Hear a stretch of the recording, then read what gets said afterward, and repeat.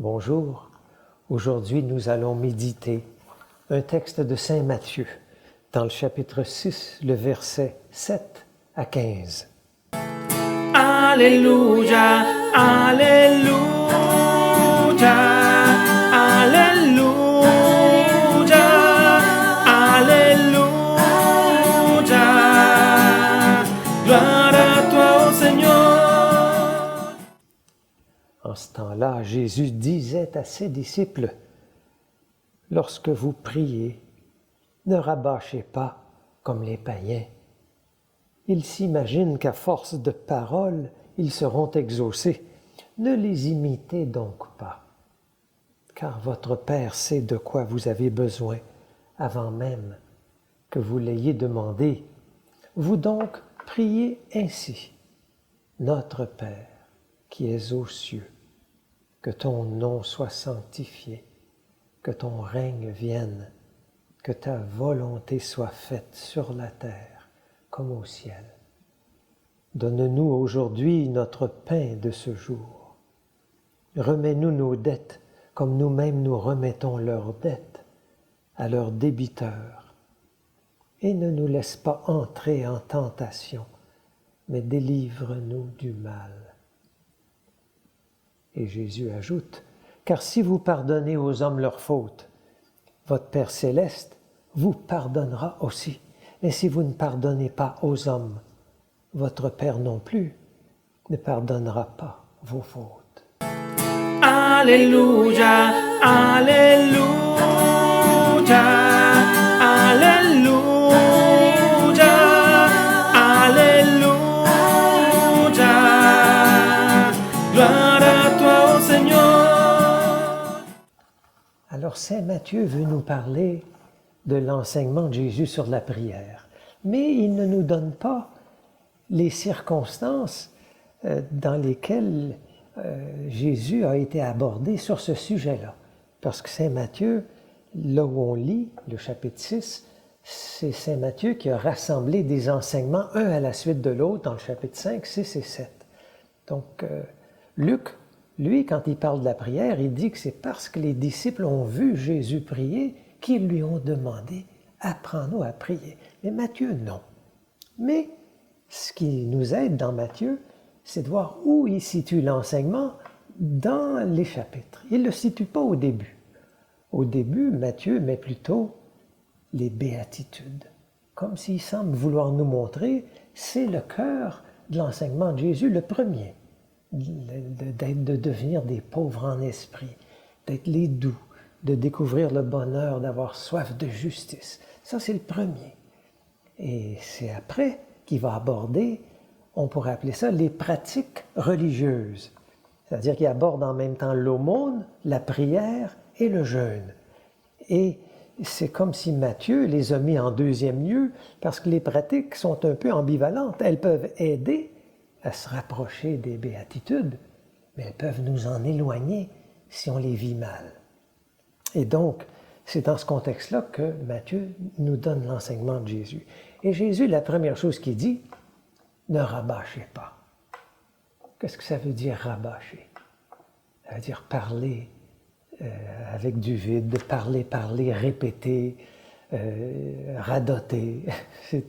C'est donc, Matthieu clairement est en train de nous dire que Jésus ne veut pas qu'on parle beaucoup quand on prie. Mais qu'est-ce qu'il veut? Qu'est-ce que c'est que de prier? Et là, Jésus dit des choses très simples. Il dit, tu vas commencer, notre Père. Et donc, notre Père, tout de suite, on est dans une dimension de nous. C'est notre Père. Il nous ouvre tout de suite à une solidarité. Et donc, prier, ce n'est pas des mots, mais c'est s'ouvrir à l'humanité. Pas simplement aux chrétiens, à l'humanité, comme le veut le pape François. Frère de tous. Ensuite, il nous dit, appelle-moi Père. On peut aussi dire mère. L'idée, c'est d'un parent. Un parent, et bien, je suis en relation affective avec un parent. Père, notre Père. Donc, une prière, une ouverture du cœur et une ouverture aux autres. Notre Père qui est aux cieux. Qu'est-ce que ça veut dire? Longtemps, on a pensé que les cieux, c'était un lieu. Mais dans le catéchisme de l'Église actuelle, on dit que ce n'est pas un lieu, les cieux. Le catéchisme dit que c'est une manière d'être. Dieu, notre Père qui est aux cieux, a une manière d'être à laquelle il nous invite. Notre Père qui est aux cieux, c'est comme Dieu est présent à tous et pourtant il est au-dessus de tous.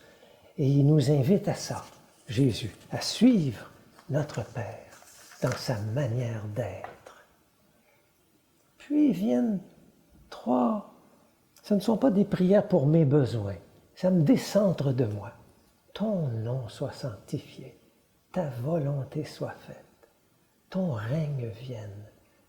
Alors là, c'est comme trois engagements. On ne peut pas dire ton nom soit sanctifié sans regarder comment nous découvrons où se manifeste Dieu et on peut chercher à honorer là où il se manifeste.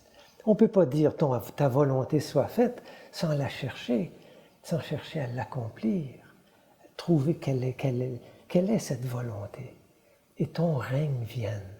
On sait que le règne, le royaume des cieux, c'est un royaume de justice. On ne peut pas dire ça sans s'engager. Donc Jésus dit, pas beaucoup de mots, ouvre-toi aux autres, ouvre ton cœur à ce parent avec plein d'affection pour toi et engage-toi. Que le nom de Dieu soit manifesté et sanctifié, que sa volonté soit faite, son règne vienne. Puis, Jésus nous permet de nommer notre besoin du pain. Mais il ne dit pas « donne-moi mon pain », donne-nous notre pain de chaque jour. Ça nous oblige, non pas à demander pour moi, mais à m'assurer qu'on a tous le pain. C'est encore une prière d'engagement et de solidarité. Puis, remets-nous nos dettes comme nous remettons nos dettes à nos débiteurs. Là encore, on ne peut pas être que dans une demande. Jésus nous demande d'être quelqu'un qui pose une action, qui remet à celui à qui il a retenu son pardon, de pardonner pour pouvoir être pardonné. Puis enfin, Jésus nous dit, demande de ne pas entrer en tentation.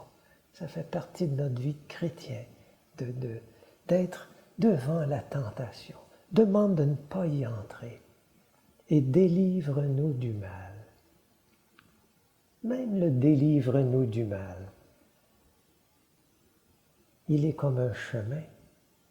Je lisais récemment l'article d'une dame en France qui a vécu des abus aux mains d'un prêtre pendant 3 ans, de 12 ans à 15 ans. Et elle a dû faire un long chemin pour être délivrée du mal. Elle dit, quand elle dit son Notre Père, délivre-nous du mal, c'est celle-là qui apparaît en elle, le mal subi, le mal commis contre elle. Puis elle dit, c'est un long chemin, je ne pouvais pas le faire seule. Elle a dû consulter des personnes qui l'ont écoutée, elle a dû marcher avec un prêtre qui l'a aidée, jusqu'à ce qu'elle dise, c'est comme une reconstruction que d'être libérée, délivrée du mal. Et elle dit, c'est de l'ordre d'une résurrection, mais elle dit, c'est un chemin de toute une vie. Elle s'est engagée, en quelque sorte, à se libérer du mal. Je pense que c'est un peu ça, la prière de Jésus nous appelle à tout cela. Pas des mots, mais vraiment entreprendre un chemin de pardon. Et Jésus insiste à la fin, il dit, vous devez pardonner si vous voulez être pardonné. Comme si Jésus insiste que toute sa prière demande notre action pour que Dieu puisse agir. Seul, on pourrait presque dire, Dieu ne peut pas. Il faut notre action pour appeler l'action de Dieu.